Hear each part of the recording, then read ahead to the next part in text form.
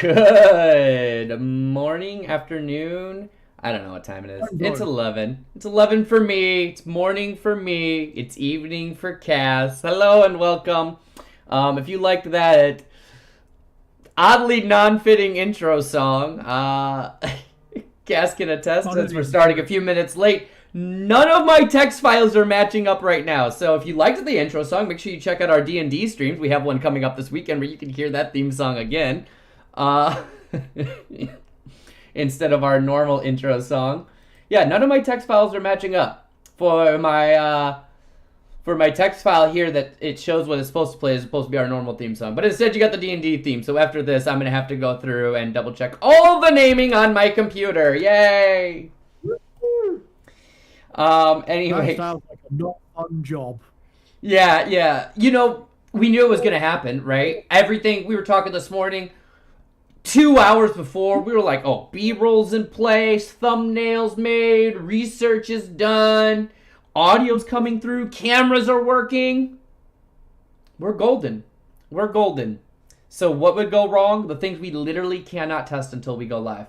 That's what went wrong. So. Yep. Always the way. Always.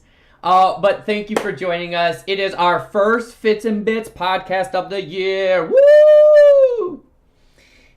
Very excited. Where is time gone? I know. We've been doing this for a whole year. No, we haven't. We've been doing this for like a month. But we get to say it, right? We get to say it like, hey, you know what? 2022, we had a podcast. 2023, we still have a podcast. We made it a year. 2024, who fucking knows? Who knows? We'll still have it. Might just be for us, but we'll still have it. Fuck you guys.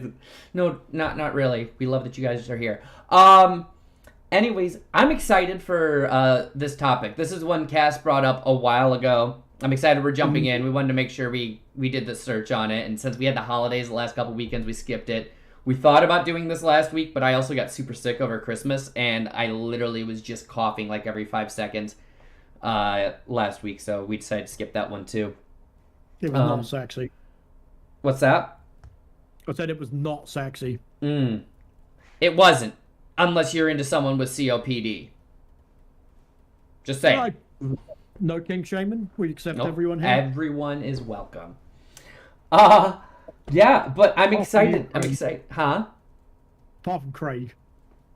Fuck you, Craig. I'm excited. I think this is going to be fun. This is going to be a great, this is going to be a good topic. We're talking Nintendo today. Who doesn't love Nintendo? We're 80s and 90s babies. We love Nintendo. Nintendo was everywhere growing up, mostly because they had phenomenal fucking marketing. And you know who had better marketing? Huh? You know who had better marketing? In the 80s and 90s? Yeah. Who? Sega. I guess, but I don't know. I don't know if they had better marketing, but we'll get into that. Because I promise I will bring up Sega, because I was actually a Sega household, not a Nintendo household. But I still love the Nintendo. My cousins had the Nintendo, and my babysitters all had Nintendos. Anyway, so yeah, we're talking Nintendo. Specifically, we're going to be talking about, are they getting out of the IP world and going more into a technology hardware world? Cass has some serious thoughts on that, and I'm going to play devil's advocate because I'm a bitch. Woo-hoo-hoo! So I guess the best way to really get this ball rolling and talking about it, Cass, is, let's just start with the premise, right? The whole idea when you brought this up is we were talking and you said you really can't think of any IPs that they've come up with. No, I actually had to go and do research. Oh, gross. I know. It was hard. That was a good half an hour of my life. Damn it, only one of us is supposed to do research. I know! But literally, in the last 20 years, there were 3 franchises that I found and even then, a couple of them don't really count as franchises. Like Splatoon being the biggest one. That, hands down, that's a franchise. Everyone knows what Splatoon is. Next one I found was Wii Sports, which had a game on the Wii and hasn't really done much since. And the other was the brain training series. Oh, I forgot about that one. Yeah, Animal Crossing as well. Yeah. Which is another one that's had a couple of games. Other than that, like, you look back over the last 20 years and pretty much, like, even this IGN, I brought up an IGN thing of, like, things that Nintendo have released over the last few years. Well, this is the first 3 years of Switch releases. So you had Big Brain Academy, which was December 2021, so a couple of Decembers ago. Mario Party, Metroid, Metroid Prime 4, which still hasn't got a fucking release date, Wario, Mario Sports, Super Mario, Bowser's Fury, Paper Mario, Animal Crossing, Brain Age, which was only in Japan, Pokemon Sword and Shield, as well as the very recent Pokemon Violet and something, yeah. Polka Dot, whatever it was. Luigi. Is that when you say Luigi, are you talking about Luigi's Haunted Mansion? Yep. Okay. Ring Fit, which is a sequel to Wii Fit. Mm-hmm. Fire Emblem. Yoshi, Super Smash Brothers, Xenoblade, Kirby, Splatoon, Breath of the Wild, Star Fox Zero, which hasn't come out yet. Right. Which until we looked at the list, I'm not gonna lie, Star Fox was gonna be my Karen's corner. Like, yeah. I fucking love Star Fox, and it's like, I mean, it's been forever. I got something in my teeth. No, I got nothing in my teeth, just the way the light's hitting them. I haven't seen it, like, most of those games I'm just like, wow. I mean, you see just from that list alone, it's primarily Mario, Mario, Mario, Mario, something else from their warehouse, Mario, Mario, Mario. And I should qualify it by saying, like, I'm grouping everything that's in the Mario universe. So your Wario, your Bowser, Mario Kart, whatever else, because to me that is it all comes from the same intellectual property. Mm-hmm. It is all part of the Mario universe. Right. Yeah, no, and I don't disagree. I mean, because, like, so I agree with that statement where it's like the IPs feel weak when they're all from the same thing. You know, like you brought up Metroid. Well, and we talked about Metroid, right, when we did the remakes. Yeah. Like, still the same IP. You know, it's not like it's new. Animal Crossing, the original Animal Crossing, that was new, a life sim. Yep. Splatoon was an IP, obviously, like a fresh IP. But other than that, like, they're few and far between. Brain games. Wii Fit, if you can, it is technically a franchise, but it is Wii Fit, Wii Sports. Then they came up with Ring Fit and Switch Sports. Yeah, which is same shit, different skin. It's Nintendo, like. It's interesting that Nintendo, like a company that they're famed for what they do. Like, you can't talk about gaming without someone bringing up Nintendo. They're right. Just that synonymous with it. Oh yeah, no, and like that's why I said what I said earlier. I mean, their marketing is brilliant, because you're right. They are synonymous with gaming. Even if they had 5 franchises or 5 IPs. Everyone knows what they are. Everyone gets the idea, and almost all of them games are based off that style. Like when people think about like platformers and stuff, they think of Mario. Yep. Not Sonic. Not, I don't know. Odd World. Yeah. You know, they think of Mario first. Not Donkey Kong, the original freaking platformer as an arcade machine. Granted, a Nintendo IP. But there's only one IP I can think of that's strayed outside. Well, 2 that strayed outside of Nintendo's control. They were both third party, being Castlevania and Final Fantasy, and they jumped ship for PlayStation. And look what that's done for Sony. Yeah. Yeah. So I think it's interesting that So what I'm gonna bring up, because you make some points when you talk about like the IP. So let me ask this: where does your thought process go from this to draw you towards they're going to be more tech and hardware based instead of IP based? Because look at what the Nintendo have done over the last 20 years. Okay, so we don't have the N64 because that was 96, I believe. So in the last 20 years, we had the 3DS, which, for all its faults, was pretty good. Like it wasn't true 3D, but they tried, and it had the dual touchscreen thing, which was a big swing, and you got to respect that. The Wii. Are they the first one to do the, what do they call it? The Euro technology, gyro technology. In a handheld, I believe so. I'm trying to remember if that predates even the PlayStation controllers adding that in. I don't know if 6-axis came first. I think 6-axis was PS3. Okay. I want to say. Yeah, because everything else was wired up until the PS3. Yeah. So yeah, it probably beat that out. You then got the Wii. Like again, for all its faults, can anyone really touch it in terms of what it did? I mean, come on, that has to have been the top selling system. You know what I mean? Especially of that year.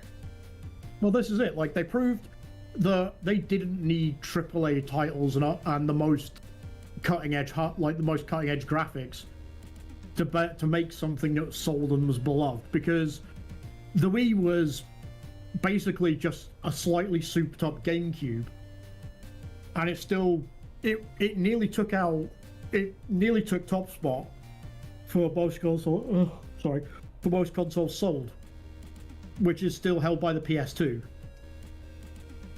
That's a pretty fucking big achievement.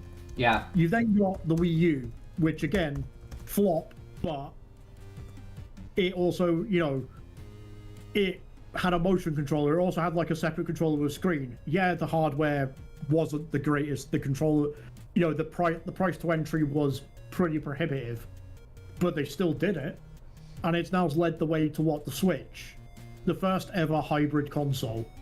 And whether you like or hate the Switch, again, it's revolutionized technology in the gaming space. I mean, hell, even Steam, I've had to step back and go, okay, well, we want the Steam Deck to do this, this, and this. How would we compete with Nintendo? So here's your best-selling console list. Top 5 best-selling console lists in order. Number 1, Sony PlayStation, 159 million. And this was updated January 2023. Nintendo DS is in second place with 154.02 million.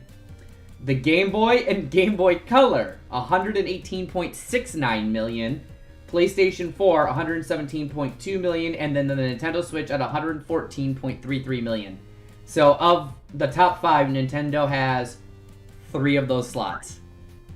That does not shock me at all. The fact that Sony take the other 2 spots tell you, what they've done to keep ahead of the curve.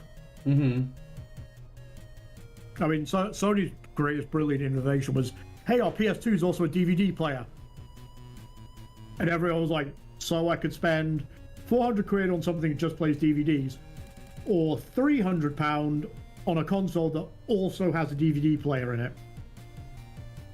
Yeah.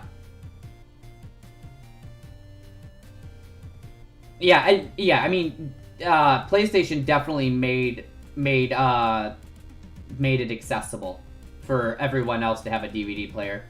I'm pretty certain. I'm gonna look it up real quick. I thought the Dreamcast played DVDs as well. I honestly don't remember it, but then so much of that time is kind of like a blur in history. So no, the Dreamcast was a CD technology rather than a DVD technology. But it still has the credit for having the first modem in the back of it, because it was all integrated as part of the tech. Yeah, but it could also play VCDs. So there was a video capability to the Dreamcast. It could play VCDs. Oh, do you remember the first Xbox could play VCDs, and then it all went tits up? Yeah. You had to buy a separate external drive for it.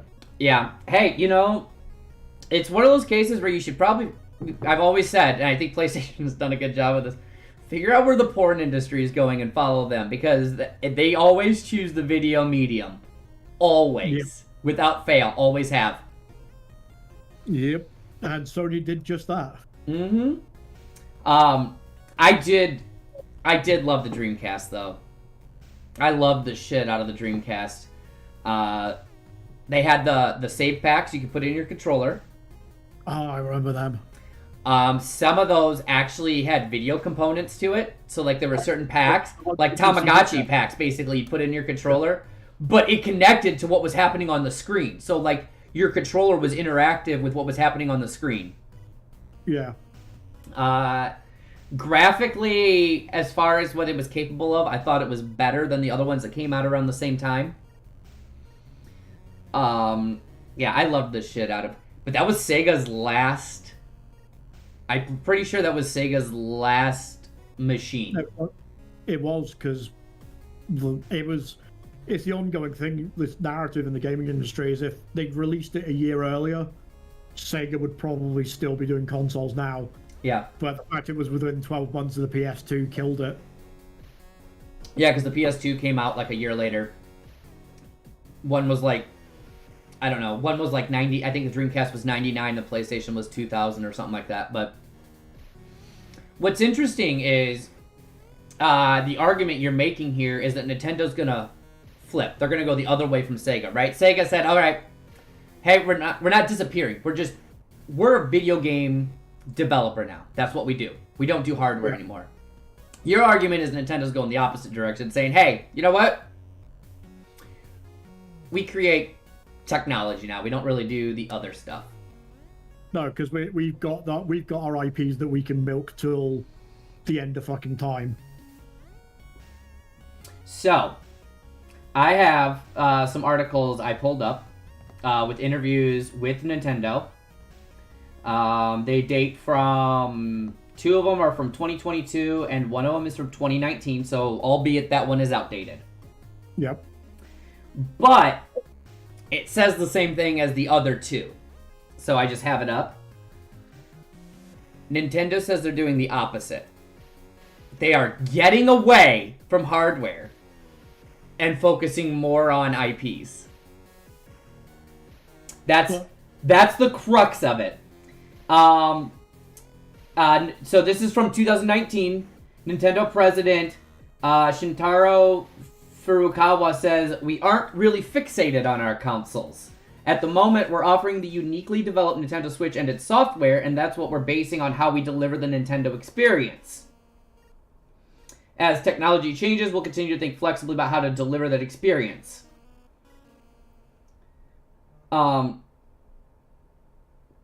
Okay.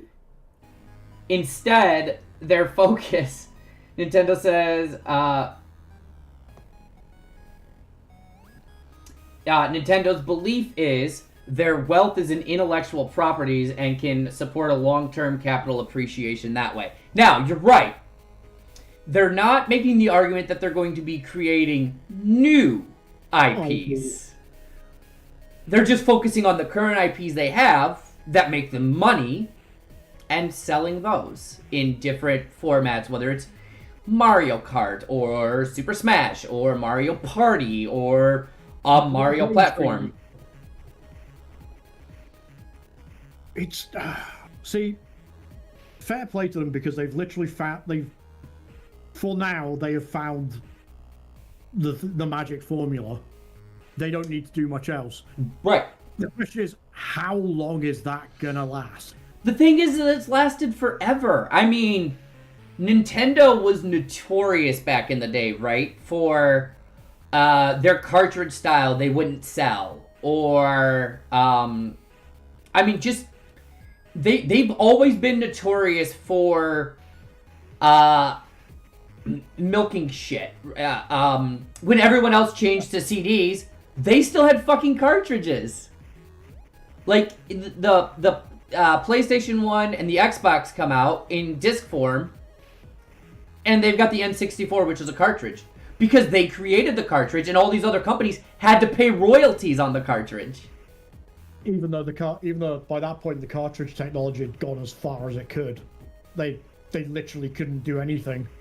Right. Which is funny. If as you're watching this, you're gonna see on mine and Cass's my right watching it, so you're right while watching it. You're gonna see this like 1993 holiday promo video that was sent to the stores that showcases like all the stuff they're selling. 1993. And in this, they are still talking about, like, hey, while you're out there on the sales floor, make sure you're selling the NES. Let people know. If they bring up CDs, no. CDs have a load time, cartridges don't. So it's the fastest way to game.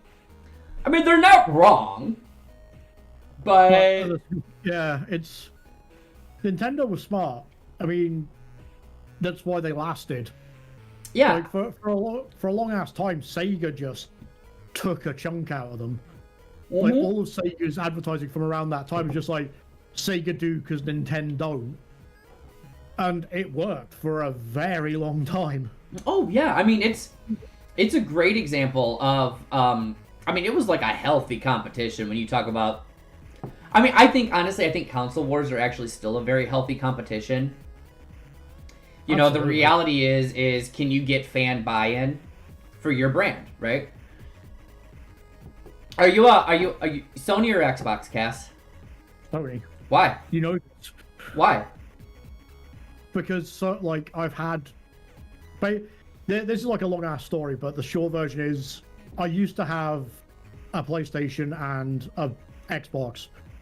After I went through 5 Xboxes before I got one that worked, forever done with Microsoft. I just stayed Sony. And then Sony. But think about how influencers at the time, which are very different than influencers now, but influencers at the time for Sony capitalized on that. Yeah. Sony, of course, had their problems. I had to send in my Sony to get it repaired, but did I focus on that? No, because at least I didn't have an Xbox. You know what I mean? Yeah. Like, well, this is it. Like, I've touched wood. I've never had an issue where I've needed to send in a console with Sony for all the years I've had one. Like my Gen 1 PS3 still works to this day. I upgraded my PS4 to a Pro because I wanted to see Horizon in higher spec. Everything's been fine. Whereas every version of an Xbox I've tried to own, has fucked up within a month, and I've had to go get this sorted. Yeah. So I did get the Red Ring of Death once on an Xbox 360. You know what, though? You sent it in and they fixed it. And by fix it, they actually just sent you whatever the latest generation was. They just sent that to you. So I actually got an upgraded Xbox 360. That's not bad. No.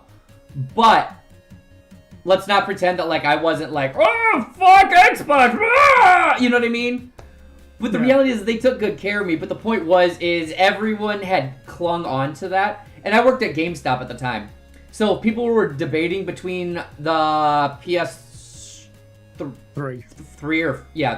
the Xbox 360. I always pointed them to the PS3. I was a Sony fanboy hardcore. But it's really because people clung on to the issues that Xbox had and they sold it well. Again, it's not to say that every console doesn't have its issues. I've got an Xbox Series X right now. I've had 0 issues with it. You know? And honestly, the only reason I changed from PS5 to Xbox Series is I could get my hands on one. That's it. Not anymore. Soon they'll be out. Oh, yeah, I know. Sony announced yesterday. They're like, our shortage is over. I'm like, I hate, and this does drive me nuts about the company there. You created a false shortage. It's not like you had a shortage in your warehouse because you couldn't keep up with demands. No, you created it. Because it sold. I get it. I get it from a business perspective, but... Wasn't the initial shortage due because there was worldwide shortage in silicon and shit? I remember. Because everything was affected, like graphics cards, hard drives... Yes, but I feel like the shortage for it happened before that. Because how is it in that time Microsoft got their game together and no longer had a shortage. You know what I mean? Because no one was buying the Xbox. Fair. But I still think it's a smart play from a business perspective, but I think they created a false shortage. I think they definitely overinflated it. Like, there definitely was one, because I remember what it was like. I just don't think it was as bad as being made out to, because everyone cashed in on that shit. Oh, yeah, no, I agree. I think my biggest issue would have been with it too, is PlayStation didn't give a fuck who was buying it. If it was a bot, fine. They didn't do anything to stop bots from ordering it.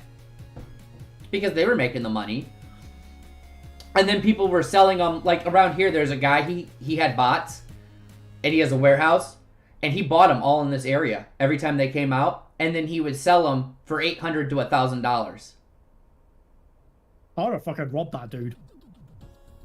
I legit would have gone around there, kicked the shit out of him, taken the PlayStations and gone, right, I've got these whole bunch of PlayStations, I'm going to sell them to you for just under retail. Yeah, you've not spent the money. Yeah, so it was crazy, but like that's where I really have a problem with the shortage thing. Like, if you're gonna create it, find a way to maintain so that your general consumer's not getting completely fucked, because they were. Oh, totally. There was a guy in Glasgow who got spotlight, who always seemed to have like PlayStation 5s, and so like I don't know the exact story, but the gist of it is someone who knew him was walking past his house and saw piles of these PlayStations in his living room. And this guy was like selling them on like Facebook Live, on Facebook Marketplace, on eBay, and he was making an absolute killing on them. So one night, Glasgow, that part being Glasgow, they got a group of guys together when they knew he was out, robbed the place, took all the PlayStations, and sold them for retail. That's awesome. Like, I'm so here for Robin Hood shit. Oh, well fucking done, guys. Yeah. No, I agree. But sorry. So we got, not that this surprised anyone at this point ever, if you hang out with us, way off course there. But yeah, so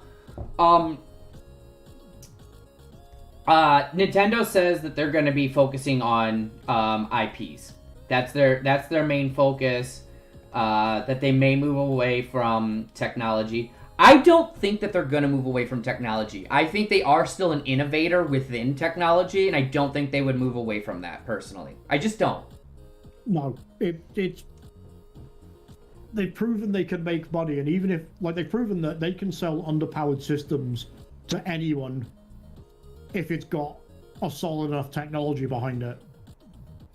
Because they've done it.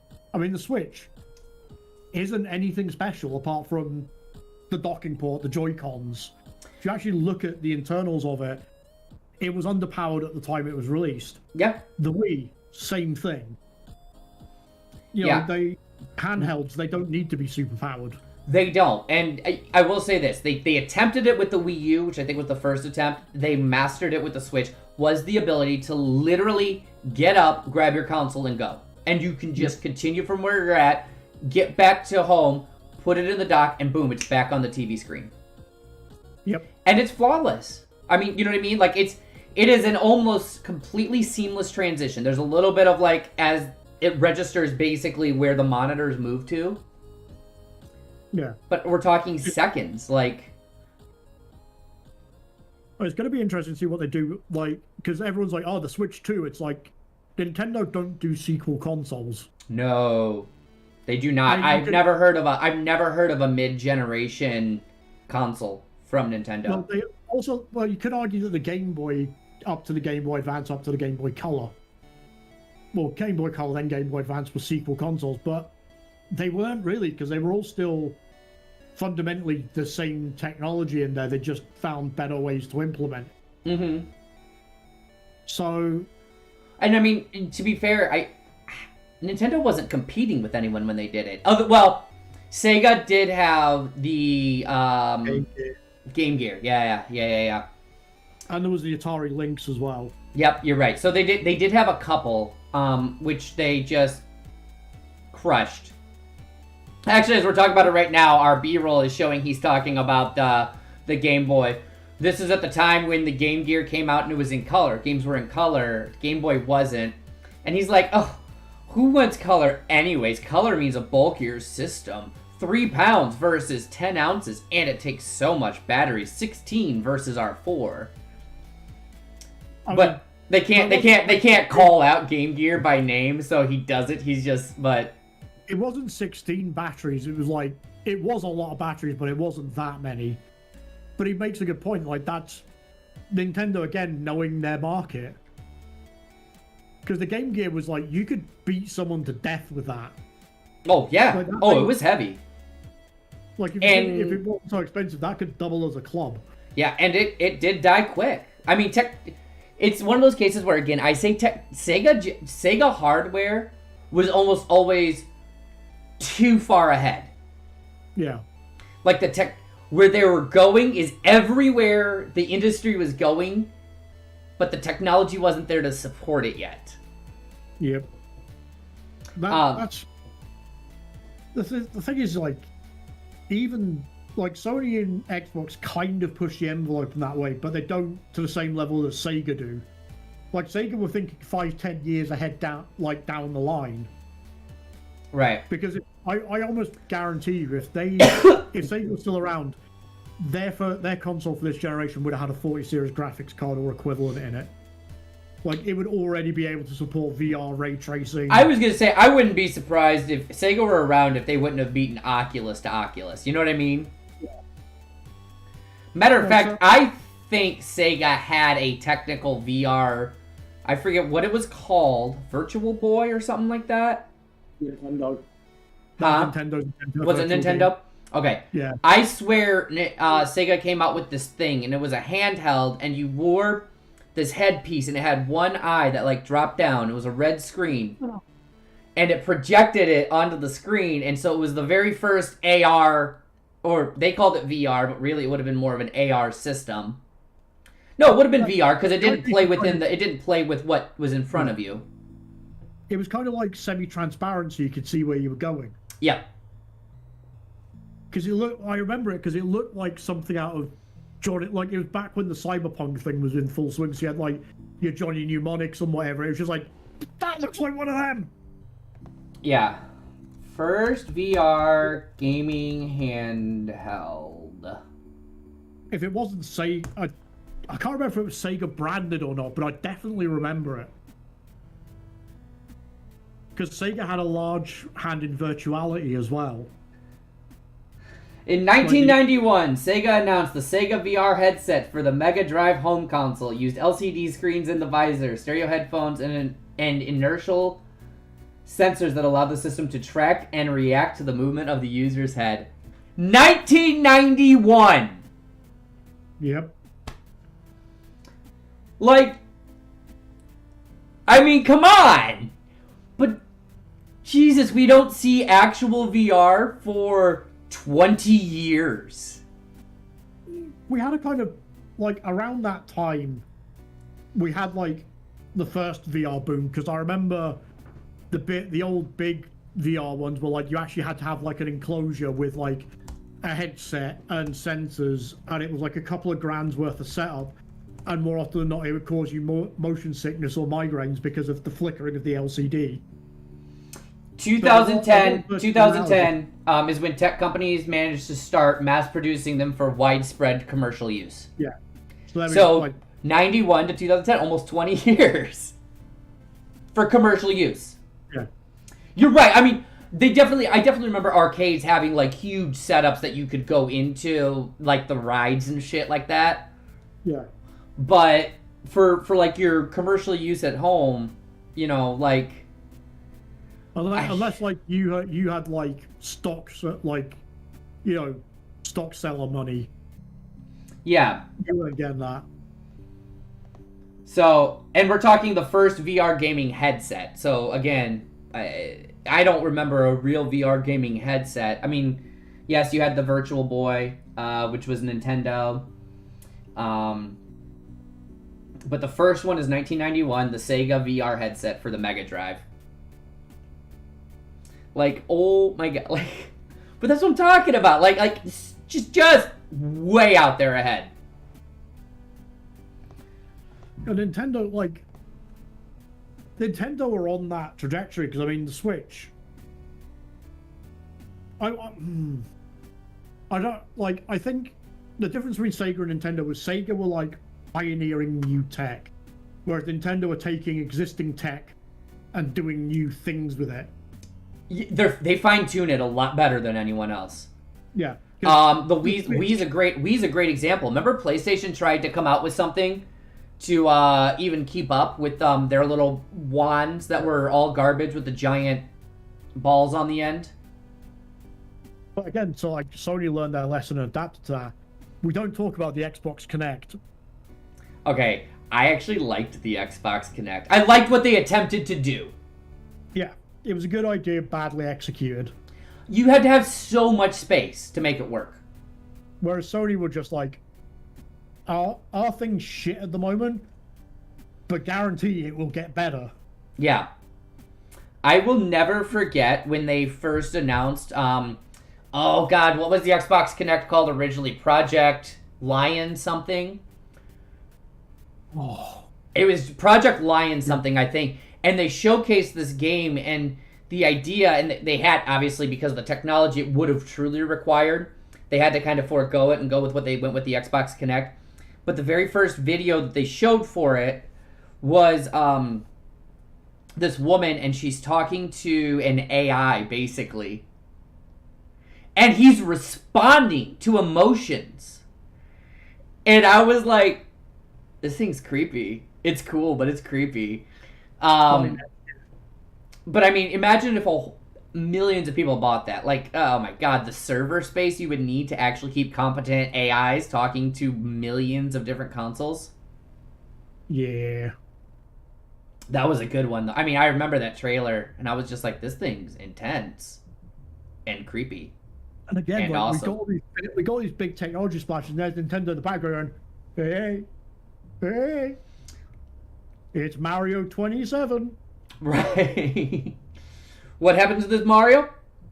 Nothing. It's the same thing as all the other ones, but it's here. Princess Peach got kidnapped again. Right. I'd like to see one where Mario has to rescue Bowser because Peach has kidnapped Bowser and she's like torturing him, and Mario's like, "Whoa, this is dark." It's the one day when it's like Bowser's like, "I kidnapped Peach." He's just like, "You know what? Fucking keep her. I'm done. I am done with castles. I am done with turtles. I am done." Right. I'm retired. And then you got like Legend of Zelda. It's like, "Oh no, you're the hero of time." Am I? Fuck. I know what happened to the rest of them. Screw you guys. I'm going home. Yeah, the Legend of Zelda ones are always interesting because they're always just... none of the universes collide. They're all reimaginings of the exact same thing. Well, apparently they're all a timeline. Like, the Zelda games apparently all fit into a continuity. Really? I have never heard this theory before. There's like a whole bunch of fans basically went through everything Zelda and put together like the timeline. Like, if you want to play the games chronologically, then there's an order to play it. And apparently Ocarina of Time is the first. Okay. Because it's meant to be the first time you become the hero of time. Okay. Because Ocarina of Time, Majora's Mask, then I believe it's 1, 2. There's so many of them. But yeah, like if you Google it, there's a whole complete comprehensive timeline, and it actually makes sense, even if that was not the intention. Because Wind Waker's one of the last ones.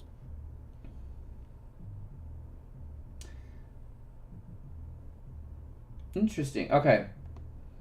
So according to this, you have you start with Hylia and the Hero of Time, creation of the world, era of Hylia, Sky era, Skyward Sword, era of chaos, era of prosperity, Force era, the Minish Legend, the Minish Cap, Four Swords, Era of the Hero of Time, which is Ocarina of Time. Then you have fall into the Fallen Hero timeline, which is Twilight Princess. Yeah.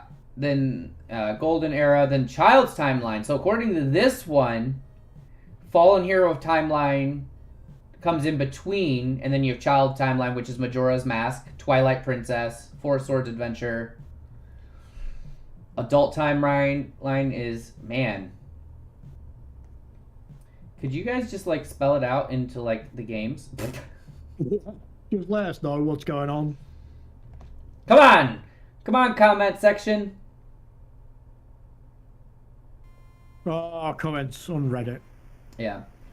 I need our comment section to light up and let us know what's going on with Legend of Zelda. I think that's one of my favorite games from Nintendo, though. Definitely one of my favorite IPs. What's your favorite IP? From Nintendo, Metroid. Metroid? And I would have said Castlevania, but that's not... Technically, and then Capcom went, oh, hey, let's go on the PlayStation. Yeah. But definitely Metroid for me. Because I love those style of games. Like, Metroidvanias just... They make my heart go... I just could never get into the Metroid games. I don't know why. They're very much...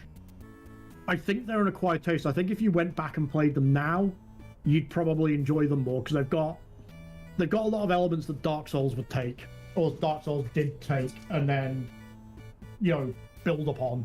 Fair. And I mean, like, so my first experience with Metroid, right, is like on the Super Nintendo, I think is the first one. Or Metroid Advance.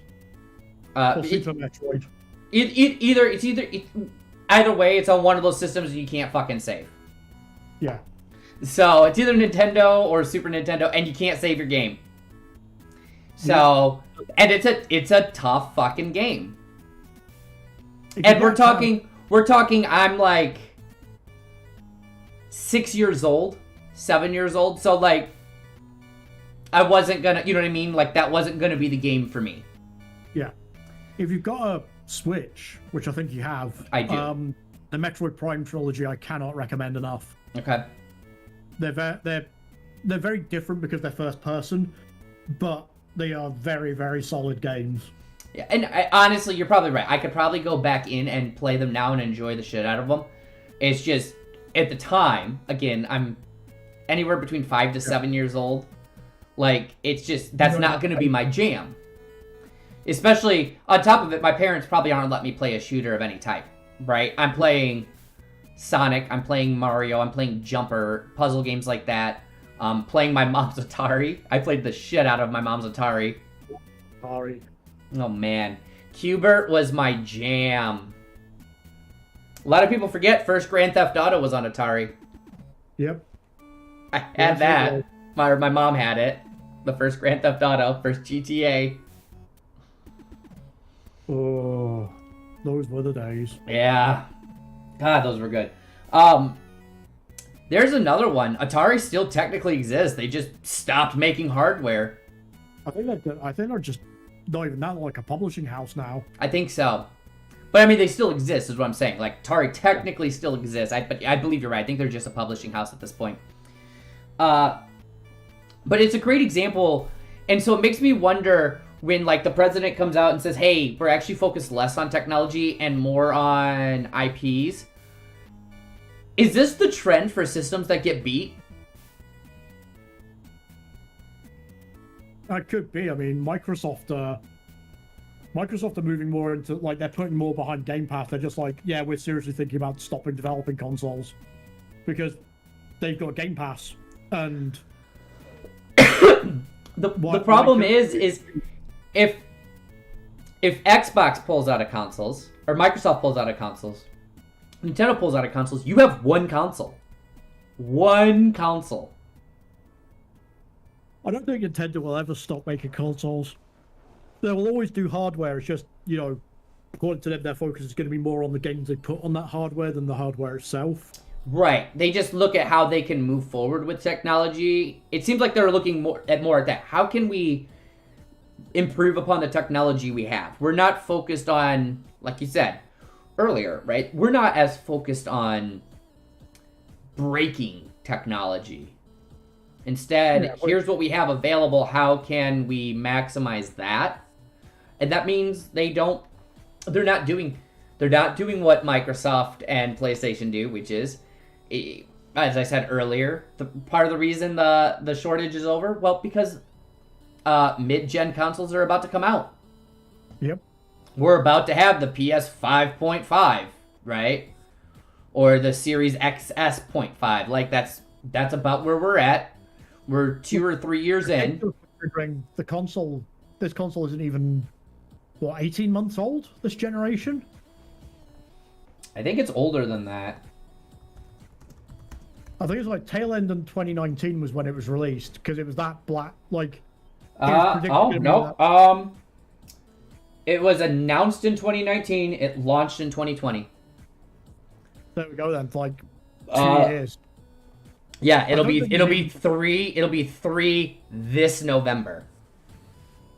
But that's about right. That's about where they're at. They push. Because I remember with the PS4, it felt like the PS4s had just come out, and they were like, "Oh, here's your mid-generation update," and you're like, "Yeah, what?" Like there was the PS4, PS4 Pro, and then the 4K, right? Or something like that. Because they actually came out with two mid-generations before the PS5. I think the PS5 / Xbox Series X have got at least another 4 or 5 years in them.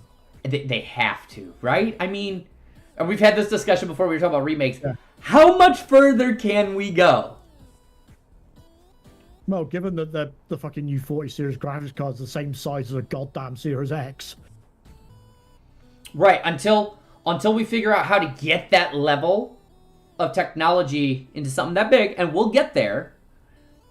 Where do you go? That's just not going to happen. I don't think that's going to happen in 5 years. You know what I mean? Because we got to figure out how to compress all that data. Meanwhile, Nintendo is still going to be like, it's Mario Kart 20. Right, on our Switch. That still runs at 1080. I don't think it even does that. I think it's 720 is its maximum. Is it? I thought this was the one that technically brought them current. I thought it was like 720 upscaled.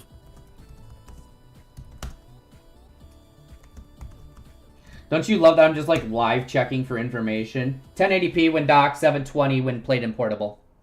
There we go. So it does both. But you have to be docked, or else you kill your fucking battery. Well, because it's running through the HDMI, so it's able to blow up that image. I can honestly see in the next 5 years, because Steam Deck's doing really, really well, Steam taking another stab at consoles. I'd be intrigued. I would definitely be interested to see. I think there's a huge market for it to bring PC gaming to your living room without having to have a whole fucking rig. Yeah, like, and it makes it more affordable. Well, that's essentially what the PlayStation 5 is. It's as powerful as, most mid to high end gaming rigs. Right, but the Steam Deck, I believe, also offers all the access to the web and all that shit, right? Yeah. Right. PlayStation, I guess, technically, I don't know if the PS5 still has a web browser on it like the PS3 did. It does, but you have to go through a pain in the ass to get it. Right. So, technically, I think, like, NVIDIA, we're seeing it. I mean, you talk about, like, because you have the NVIDIA access, right, for your TV. Yeah. GeForce Now, yeah. Yeah, thank you. I mean, it's owned by NVIDIA. But, I was like, I know what it's called. Because my sister has the same thing on her TV, and she actually has access to my Steam account on her TV. Yeah. So she can play games. She can play PC games on her TV. Which is where I think a Steam console would really work. They tried it before, they tried it at the wrong time, and it just was a piece of shit. Yeah. But the Steam Deck shows that they're looking at Nintendo, they're looking at Sony and going, oh, hey, we've totally done that now. That's the next step. Get it in living rooms proper. Yeah. I wouldn't be surprised if Amazon tries something. Like an Amazon console. I mean, to be fair, like, They're trying to do video games. Yeah. I believe it's their new MMO. People are really looking forward to. Not New World, but like, I think they have another one coming out. New World was such a game of potential, and they fucked it. You know, when they kind of, I hate to say like re-release because they didn't really re-release, but this last one, I think it's actually holding its audience better. Yeah, Lost Ark is very, very good because it's a game. They're just publishing it rather than developing it. Yeah, I mean the newest update to New World that had come out. Oh, I've not. Like, I'm still part of their creator program, but you can tell how often I pay fucking attention to anything. Yeah, I forget what it is, but yeah, I mean, they came out with, when they updated it, they kind of fixed a lot of it, and I believe it's still holding its audience. I mean, it doesn't hold its audience like Final Fantasy XIV or WoW, or they're not that big of a powerhouse in the publishing industry to try and keep up with Square Enix or Blizzard.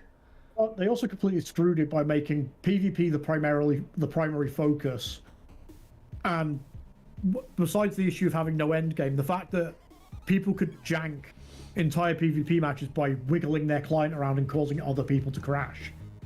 Yeah, and I believe all of that got fixed. I think that was part of what fixed it.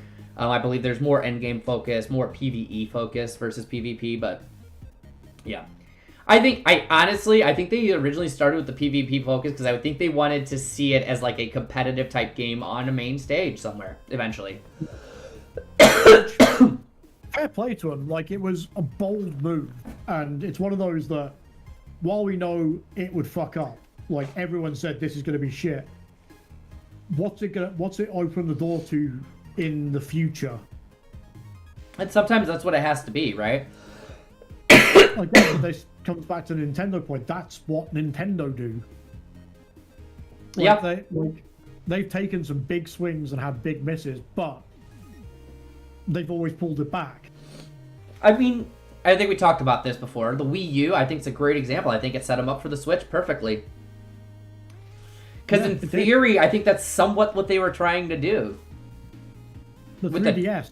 The giant pad, yeah.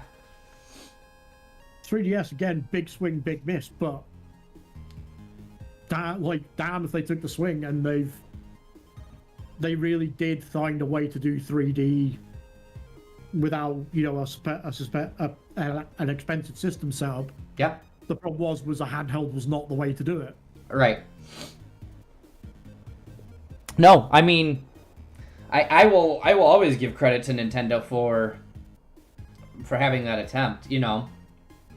Like I said, I mean, once Sega was out of the way, the door was open for them to try these things.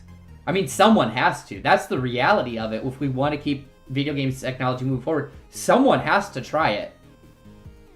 Someone has to fall on their face, or Nintendo no one will do it. Done it because if you think about the NES was the first 8-bit console, and it had a lot of peripherals, I should say, that no one really talks about, like the Robo Boy, where you could like control the game with like a robot that you could remote control your controller. They had Nintendo Paint, which was a mouse that you actually attached to your Nintendo. They had the first light gun with Duck Hunt.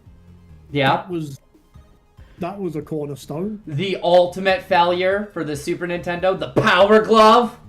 Oh, I remember that. Oh, I wanted those so badly. Yeah. Well, the Super Nintendo's a great example again, like the FX chip. Yeah. Fucking Star Fox. And all that was because of a British guy.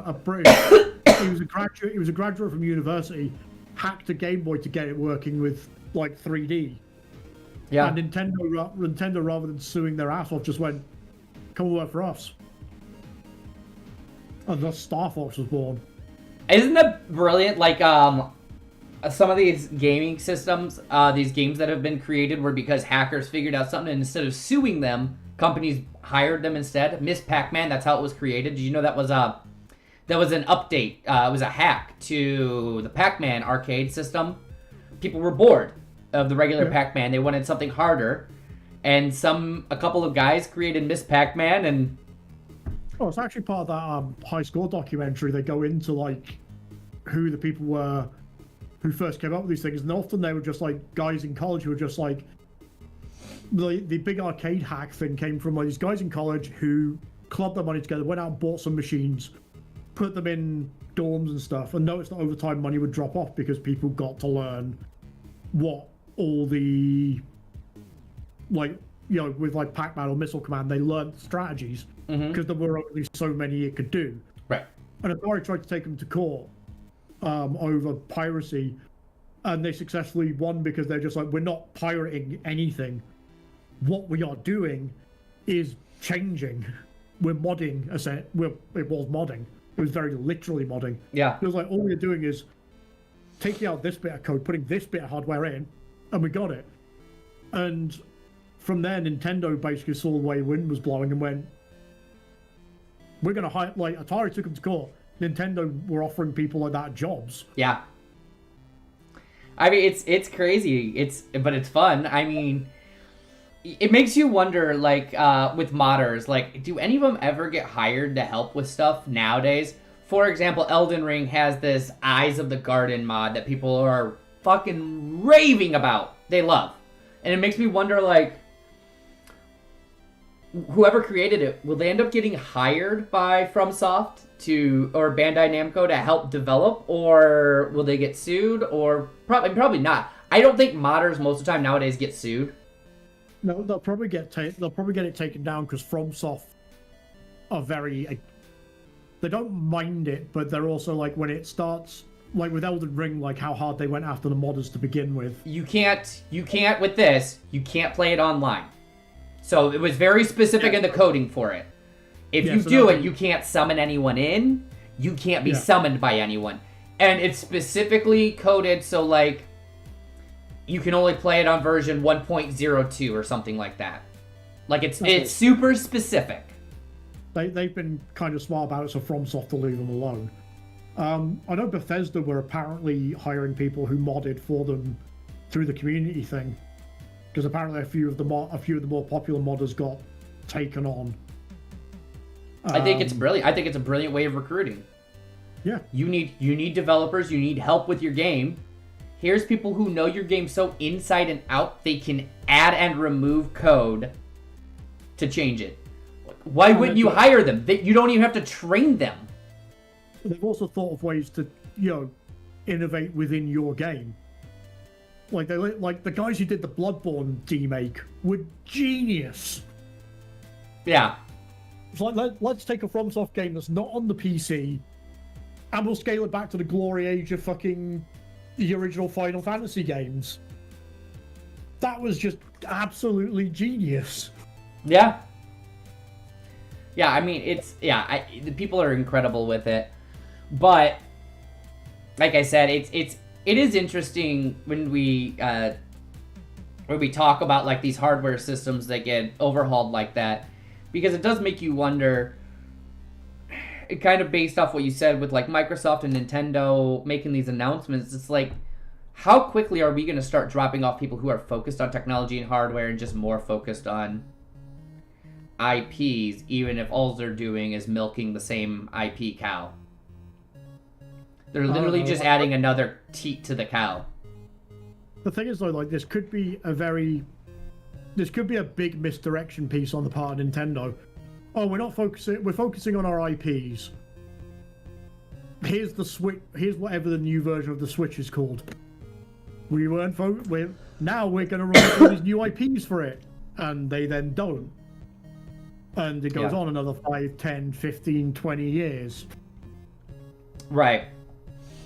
Yeah, I do wonder like how much of this ties into as well when we had that previous discussion about remakes. Like, is it for the sake of originality? And I remember when we had that discussion, there were very few Nintendo games on our list. Nintendo don't remake; they're very good at playing the nostalgia card without having to actually make any effort. Yeah. Yeah, I mean, Metroid was on there, but like, yeah, I mean, you're right. It's like they remaster, they don't remake. Well, the NES and SNES, mini consoles, sorry, were great examples of it. They literally just went, cool, we're just going to pull stuff that we've got on the Nintendo storefront already, whack it on these consoles, make them limited release, and bang, money. Mm-hmm. And then Sony tried the same thing and completely fucked it. Yeah. Sega did that too. Remember that? Sega came out with the mini Sega, which theirs actually sold really well. Yeah, the mini Mega Drive was really fucking good. I think a few years ago, I think we got my mom one of those mini Segas because it came preloaded with like Sonic, old Sonic Pinball, that shit. She loved Sonic. Which is part of the reason why we were a Sega household growing up, was my mom really liked Sonic. And my cousins had the Nintendo, so they had the Mario stuff. So my mom said, well, we'll just get the other one with the Sega, because no one in our family had Sega. And then my mom fell in love with the Sega stuff, so we were Sega households all the way up to the Dreamcast. And then after the Dreamcast, then we swapped over to Sony. As most people did. Mm-hmm. I mean, we had an N64, but who didn't have a fucking N64? No, like, that was such a good console. GoldenEye. So good. God, that console was so good. So good! Yeah, that one. I mean, I think especially like people our age, like our fondest memories have to be on the N64, but I think that's because we're at that point where we were really starting to understand. This is what Nintendo are really good at. Like, they innovate just enough that everyone's intrigued, but they do it in such a way that they know in 10, 15 years' time, the nostalgia is going to be very real for that period. I mean, absolutely. Absolutely. They are so good at nostalgia. I mean, and it was funny because I remember, like, Mario 64 having these weird quirks to it. Like, the fact that you could pull on his face at the beginning screen. Yeah. Who the fuck thought of that? And why? But my god, when you realize if you didn't spend 30 fucking minutes pulling on his face in every which direction. You know? It's a completely inane thing, but you remember it. Mm-hmm. It's like everyone had forgotten about Kirby until that was re-released, and then everyone, Kirby! Oh my god, yeah. I honestly, I think N64 saved Zelda too. Like, you kind of don't... Like, I knew Zelda existed, but man, Ocarina of Time... Yeah. I mean, it's not so good now because it hasn't aged well. But what it did for that franchise was it was a template that other franchises have then used. Mm-hmm. Star Fox 64 was one of my favorite games. I loved Star Fox. I want there to be another one, but I've just got a feeling it's not going to happen. Well, because they, like you said, right? They technically have said like another one's coming out for the Switch. Well, it's meant to be Star Fox Zero, which was also Lilac Wars. So yeah. Then they had Star Fox Adventure, which again was a game that happened. I don't even remember that one. It was a GameCube one, and wow, like they tried to take what they did. Like, it wasn't just that you were flying around in your R-Wing anymore. Like, you could act like there were actually things where you actually had to get out and do like Final Fantasy style stuff, like platforming and RP elements and shit. And it just was bad. It's not. Everything's there for it to be so good, and it wasn't. It was also like such a left turn out of that franchise. Yeah. Because you want to play Star Fox, you're like, I want to get in an R-Wing, I want to blow shit up. Yeah, I'm here for the flight sim. I'm here for the flight sim. Yeah. Well, the stuff they did with Star Fox 2 with the tank was a nice variation on it. Right. And then Lilac Wars happened, and you're just like, the fuck? Well, to be fair, Lilac Wars was okay, but it was just kind of... The story didn't make much sense. Mm-hmm. It really didn't make much sense. And Star Fox Adventure was just like, wow. Wow. We're really getting out there. Yeah. It all, like, Star Fox Adventure to me just felt like it was. They had the idea for a Star Fox game. They had the idea for an action platformer, but neither of them were quite finished, and they needed to do something, so they just kind of mashed them together and hoped for the best.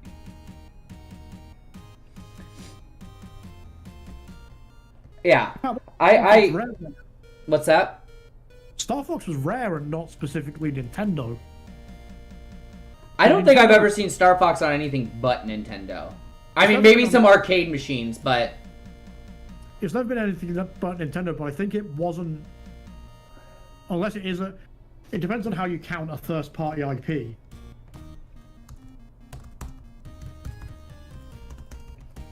Because, again, Perfect Dark was Rareware. But that's never been on any... Oh, no. There was a Perfect Dark on PS2. Star Fox is produced and published by Nintendo. Okay, so they must have got the rights to that then. Yeah, so technically it is technically a Nintendo IP, even if the developer isn't a Nintendo house. Yeah. Fox McCloud. The things they could do with Star Fox, especially with the technology, like, could you imagine a Star Fox on the Switch? I would love it. I would love it. I would love it, and I would love it to register the Joy-Con in this position. Yep. That's what I want. I want to fly that motherfucker all over the place. There are literally two things that would guarantee me buying a Switch. One of them would be a Star Fox game. The other would be Metroid Prime 4. Okay. Yeah, I mean, we got a Switch because it's a good like household party console, and they're inexpensive in comparison to the other two. No, the thing is, it's been around since, what, 2016 now? I think so, yeah. Because I think it's nearing the lifespan.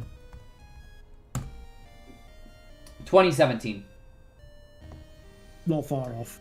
Yeah, and I will say this, in 2022,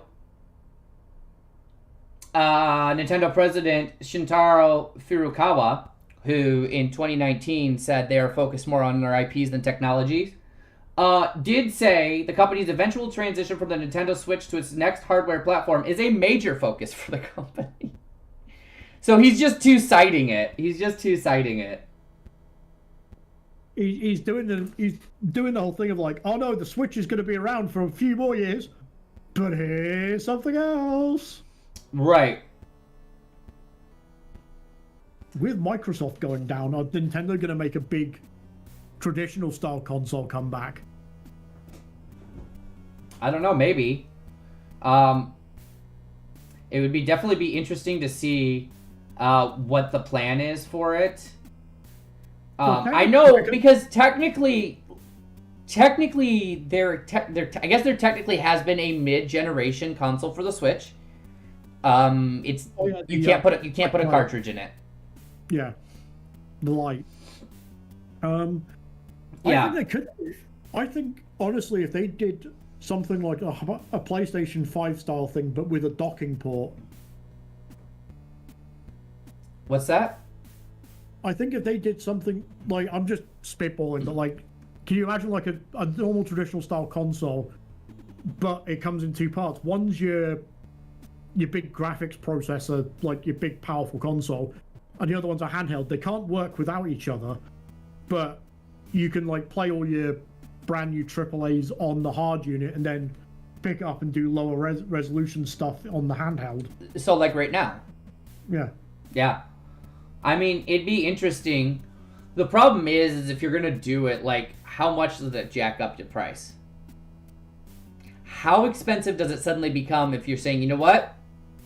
We're working on Ultra 4K, or we're working on 8K graphics cards. The thing is, how much does your price go up? They'll do the smart thing and use the current generation technology. So they'll be using like equivalent to 30 series, which is far from outdated. Right, but that's what they technically are always doing when they release, is they're using the current generation. The problem is then they release it, and a year later, PlayStation and Xbox come out, and they're like, oh, by the way, we're running on 6K graphics. Our TVs don't do 6K. But the point is they know that's where it's heading. So when you get your 6K TV, guess what? Your console still works in its highest resolution.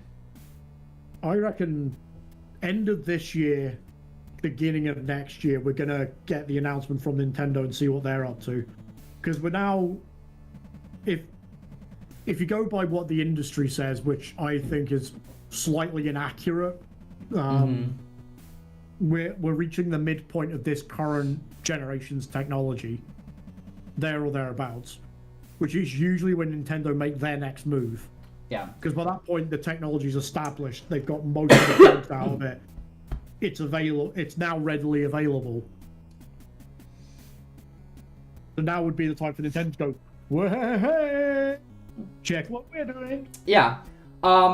So in May of 2021, Nintendo said that the investment into the Switch's successor has contributed to a record annual research and development spend at the company. So almost 2 years ago, they made that statement. And now they've done nothing. They are internally discussing the concept and launching time for their next gaming system. So I think you're right on. I think probably within this year, I think by quarter 2, we'll get some sort of project whatever announcement. It'll be E3. You think it'll wait till E3? Is that quarter 3? That's quarter 3, right? No, it's quarter 2 because it's summer, August. Because quarter 1's April to August. Okay. Because it's 4 months. So yeah, E3 sits on that quarter 1, quarter 2 boundary. Okay. Because I was wondering if they would do that or the Nintendo Treehouse Club event that they do every year. And I believe that precedes E3. I believe. I think the Treehouse, we're going to get a whole, we are working on something, it's about to be announced. Like, they'll tease it. And then E3 will be the whole, this is what we teased on Treehouse. Yeah. I think so. I think that's probably where they'll go. I'm with you. I think that'll be this year. And I think, I think we get a technology announcement from them this year. We're not looking to innovate technology, but here's our latest innovation. Right.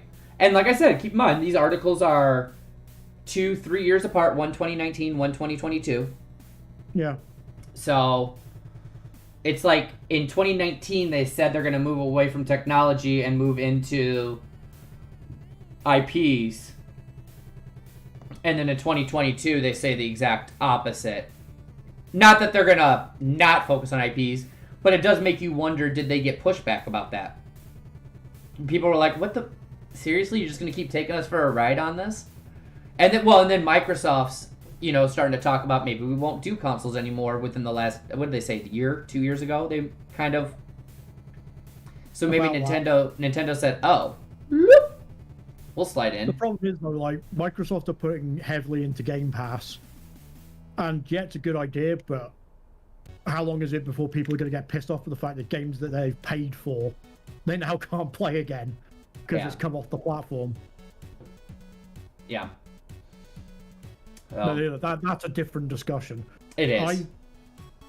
I suspect Nintendo Treehouse is going to be Breath of the Wild 2, big announcements coming.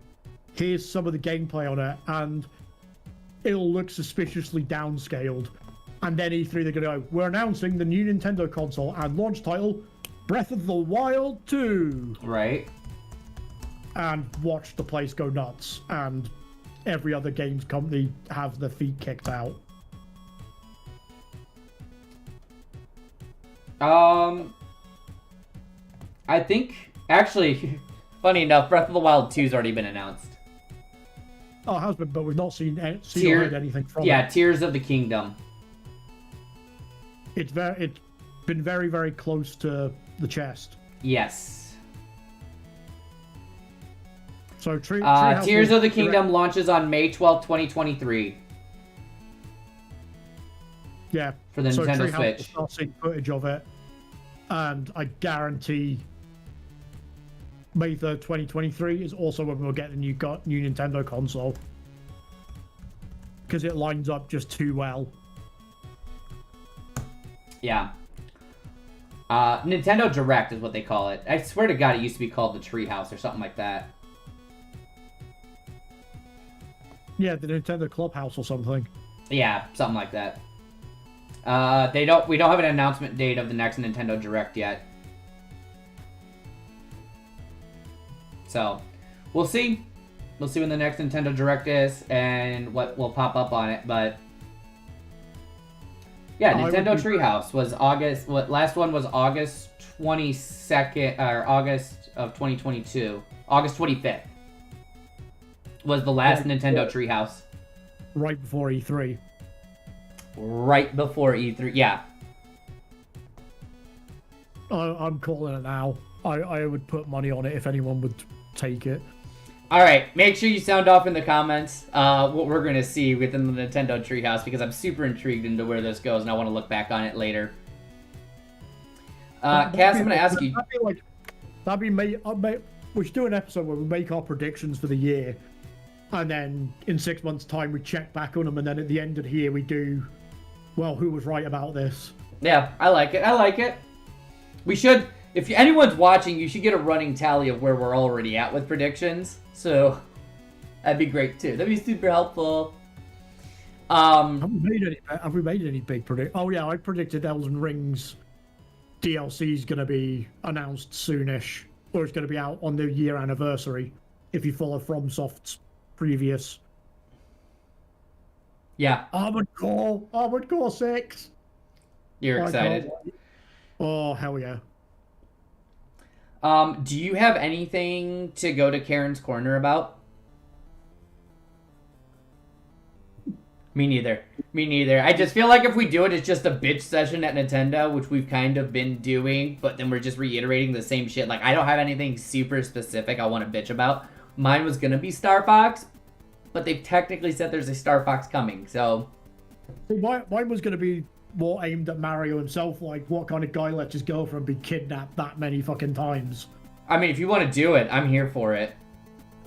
No, I don't think I've got the energy for it. Fair. Fair. But yeah, guys, sound off in the comments. Let us know. What do you think? I know I literally said I'm going to play devil's advocate, but the reality is Nintendo themselves has kind of both cited this issue, so I don't know where it's going to go. I'll be honest, I'm not nearly as close of a follower as Nintendo as Cass is, despite the fact that I have a Switch. I really just kind of got it for Rachel. I did research for once. Oh, yeah, Cass also did research.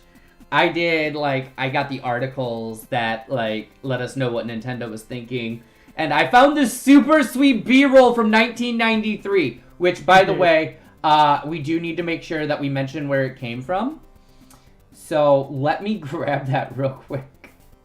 Actually, do you have the comments up? Can you just throw it in the comments? If you're off Discord, I sent it to you. But if I do it, it's going to fuck up my screen. Yeah, I'll stick it in the comments. Cool. Cass will throw that in the comments real quick. If you want to watch it, it is super entertaining. It's like 30 minutes long. And this guy who's like hosting it, Ben, as far as in-house information commenters go, the guy's super entertaining. If you have 30 minutes, I recommend watching it. It's fun. It is a fun little adventure down nostalgia lane. So I definitely recommend checking it out if you want to. It's set up for like if you worked at a Sears or some shit and you sold Nintendos and you wanted to become the Nintendo expert, you had to watch this video and go through the fucking huge ass binder. And then you got a certificate of achievement. He talks about a certificate of achievement in the beginning of this video, and I'm like, that's adorable. You really need to watch the High Score documentary because they cover all of this. Like being a Nintendo counselor and what you had to do and study and shit. It even talks about like how you have to dress. Like Nintendo, you don't run the store. You don't get to pick the dress code. But it talks about like how you have to dress. Yeah, like they were ahead of the curve on a lot of things, and look, you become the Nintendo expert. You're a representative for Nintendo. They have a say in it. It's very interesting when we think about how marketing. Sorry, I'm gonna nerd out because if you don't know, my master's is in corporate communication and brand management. So how people market 1993 to today, I'm like nerding out so hardcore about it. is brilliant, and I love everything about it. It's so old school. Like, I would never would I do this now, obviously. I would do just like you guys see now, where you would have people who are social media influencers, and that's how you do it. I would never have some person, you know, it's interesting. It's super interesting. And if I ran a business, I wouldn't let some other company come in and do internal communications of how to do something within my store. You know what I mean? Because then it may not quite match up with my store's brand. Anyways, I could literally talk about this for hours. What's that? It's a very interesting glimpse back at the past. Oh, it's so good. I love everything about it. But anyways, yeah, if Cass, did you get that put in? No. I stuck it in the chat because I can't comment at the moment because the stream's live. You can't comment on our YouTube? Nah, no. I have to put it in chat for now, but I can stick it in afterwards. Okay. Well, yeah, I can do it too afterwards. So I will load that in here very, very shortly, just so that you have access to where we pulled the video from, because obviously we want to make sure that we're doing our due diligence and crediting as we should. Other than that, I want to thank you guys so much for joining us. It's been an absolute blast to be with you all today. Cass's camera. We got this far without one of our cameras freezing up. We got this far without one of our cameras freezing up, which I'm happy about. There, I fixed it. Off and on again. But thank you guys so much for joining us. I greatly appreciate it. Please sound off in the comments. Make sure you like, subscribe, hit the bell so you know when we go live. We were talking about a little bit beforehand. I think we're gonna try and stick to a bi-weekly, not a weekly. It gives us time to do any research. I kind of do this over my lunch break, so it gets really hard to guarantee that I have that time. Right now it's not so hard because of what I do requires field work, and it's winter here, so there's no field work going on. So, oh, this is DuckTales and 8-bit. Oof. DuckTales! Woo! Yeah, I bet that peaked. Sorry, guys. Anyways, thank you guys so much for joining us. I greatly appreciate it. I'm absolutely loving doing this with Cass and with all of you. It's just fun to just nerd out, geek out, talk video games. Having a blast with it. In the comments, if there's something specific you want to hear about, let us know.